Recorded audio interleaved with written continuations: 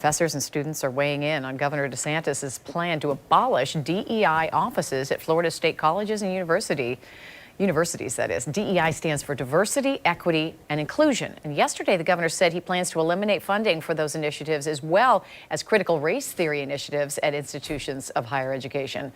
News Project reporter Ann Maxwell has been speaking with students and staff at UNF today about this. Ann.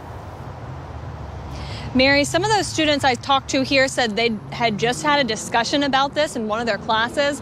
The governor is saying this is needed to protect students from indoctrination. Meanwhile, a department chair here says he sees this as the government searching for a solution to a problem that doesn't exist. Backlash to diversity efforts at state colleges and universities, now a rallying cry for Florida's GOP.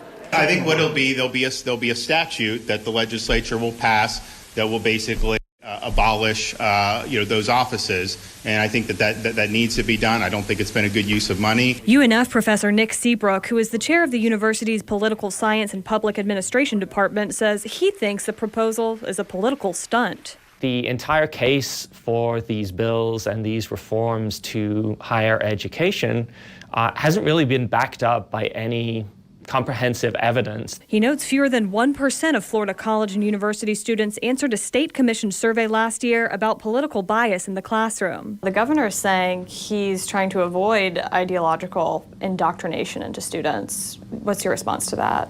Well, my response to that is that that's a perfectly fine goal, but a necessary first step is to identify that kind of indoctrination is actually occurring. In December, the governor's office demanded every public college and university provide information about their staff, programs, and campus activities related to DEI and critical race theory. UNF responded with a list of 20 entities, including the Office of Diversity and Inclusion, the Intercultural Center, Interfaith Center, LGBTQ Center, and the Women's Center, as well as 4 classes. UNF freshman Nevaeh Wright says she doesn't see these programs and classes as discriminatory or trying to impose ideology because no one has to join them, and they're also not exclusive. It's making people that don't feel included have somewhere to go. The list includes 20 programs and 25 positions, which in total are supported by about $1.8 million taxpayer dollars. UNF student publication The Spinnaker notes that represents about half a percentage point of the university's budget.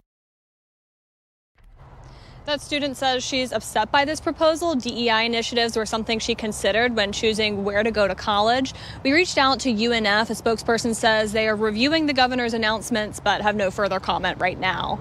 Live from UNF, Ann Maxwell, Channel 4, the local station.